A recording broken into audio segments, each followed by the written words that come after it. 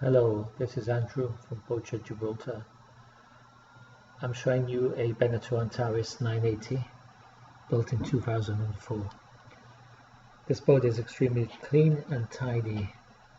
The owner is extremely meticulous. He has it kept a very clean standard. She's regularly serviced. She's a boat that's ideal, especially for these waters. She can be used to cross the straits very comfortably with a two powerful Toyota Nani 200 horsepower engines. She even has a bow thruster. Her engine has been recently serviced.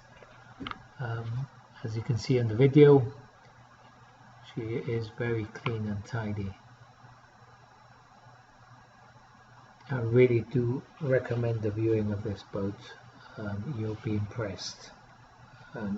Immediately you'll see she's very well looked after. So don't hesitate to contact us if you want to arrange a viewing. Thank you very much.